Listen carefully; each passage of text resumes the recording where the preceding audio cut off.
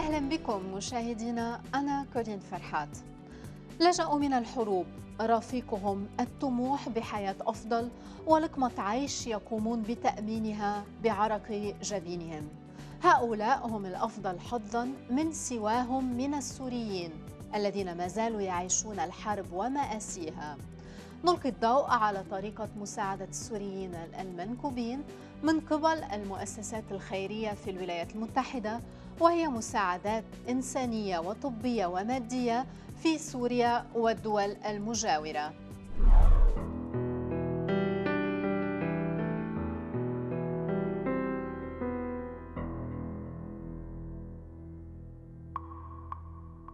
I'm an immigrant, that's how I came here, but we were also a refugee by the end, like we left our countries. أنا بقول إنه أنا لاجئ حرب، ماني لاجئ إنه جاي بدي آخذ بدي مصاري وبدي أكل. نحن بإيدنا نشتغل وبإيدنا ندرس، ففينا كدول لاجئين حرب، يعني بس هربانين من الحرب وبدنا أمان ونعيش بسلام.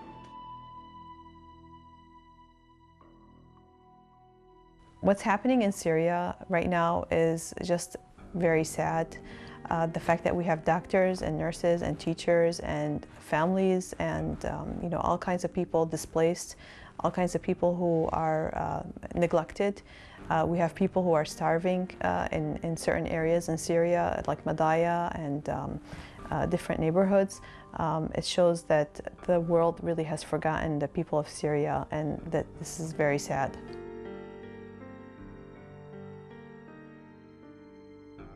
I wake up every morning with this question: what I can do to help my homeland? What can I do to help the children of Aleppo, the children of East Al-Ghouta, of Wamadiya, of Daraya, of Dar'a, of Deir ez-Zor? It's a difficult question. I think we failed Syria collectively, but what keeps me going and my colleagues and SAMS in Syrian American Medical Society, that we are doing something to provide a healing hand, to provide medications, to provide medical supplies that can save life, can help people in Syria so they can become more resilient, so they can survive, so they can live another day. The medical situation in Syria is catastrophic, and this is the worst humanitarian crisis in our lifetime. The number of people who are displaced in Syria is the highest in the world. We have 12 million people who are displaced inside or outside of Syria. The number of people who were killed is about 500,000, close to 500,000. The people who were injured, about 1.9 million. Not only that, but we have also systematic attacks on healthcare, on hospitals, on doctors, on ambulances. We have disintegration, we have destruction of the public health care system in Syria. We have epidemics of polio in Syria. We never seen polio in Syria for 15 years before the crisis. We have an epidemic of hepatitis. We have epidemic of infectious disease. We have severe malnutrition that we've never witnessed in Syria. We have children who are dying because of starvation in Wamadiya and other places in Syria. So this is a huge humanitarian crisis, and whatever we do, we're only scratching the surface. SAMS what is in the business of saving lives. This is the catchphrase that they use always. So when they build those field hospitals, they are thinking about how they're going to save more lives.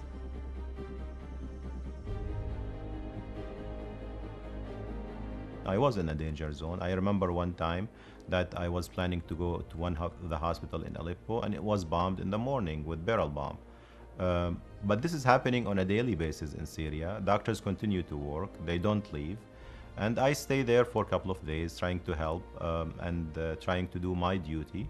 I don't think that this is heroic. I don't think that I am different than anyone else. I feel that this is the minimum that I can do to help my homeland. Life is precious. Without life, a country cannot be rebuilt. What we are trying to do is to help the communities, the local communities in Syria, to survive the crisis by providing education, by providing medical care, by providing hospitals. We always have to remember that we have to give back to the people who made us successful. And giving back can be by raising the voice about human rights violation in Syria. It could be by trying to convince our government here to provide more humanitarian aid to Syria. It could be by sending medical missions and participating in medical missions. It could be by embracing the Syrian refugees who are coming to Chicago and to United States. So many times the families will tell us, I just want to go back to Syria. Sometimes the families will be crying that first month. They say, please, please, just send us back to Jordan, send us back to Turkey. I don't know why we came here. And that's like their urge. That's always the shock of when you first arrive. And this is normal, and we have to expect that. I think anyone who, whether you're a refugee or an immigrant, you always love your home country, and you always long to be there, to be with your family, to be with your relatives.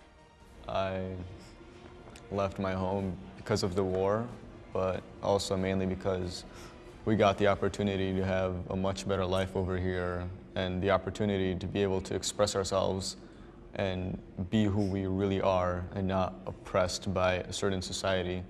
Maybe sometimes being unique and different is scary for a lot of people, but this is America, and all of us come from different places and different religion and backgrounds. And yeah, I know sometimes there is no voice for us in the media to hear about, and I think we're here talking about how we need a voice to speak about us, and represent us.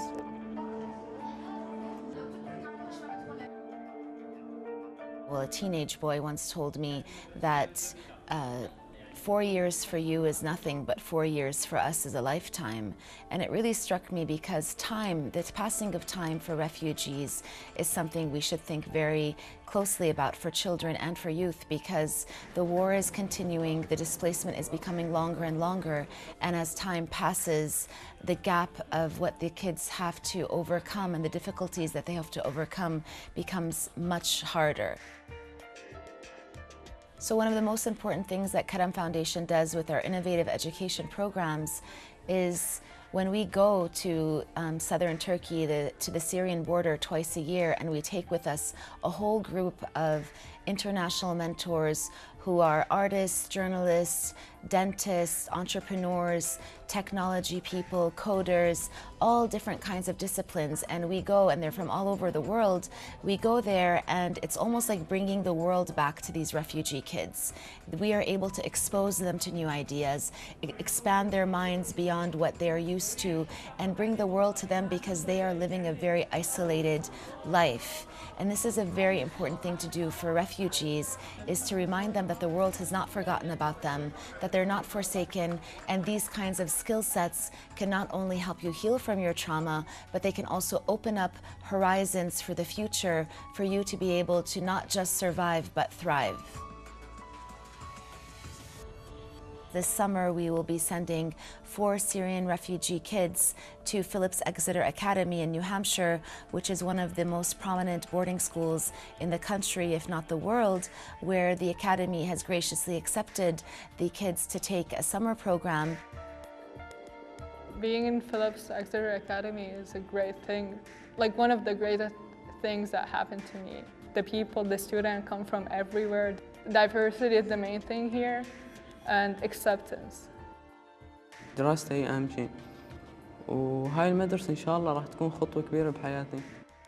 Going to university and studying medicine and political science because I want to be a doctor mainly, but I also want to become a U.S. senator and push for what's morally right.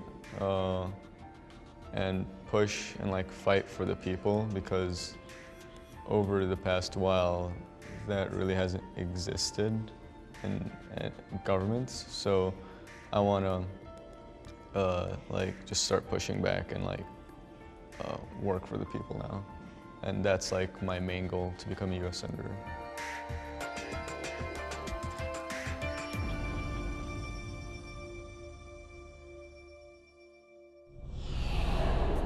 مشاهدينا أشكركم على المتابعة. راسلوني على إيميل البرنامج المجلة@الحرة.com.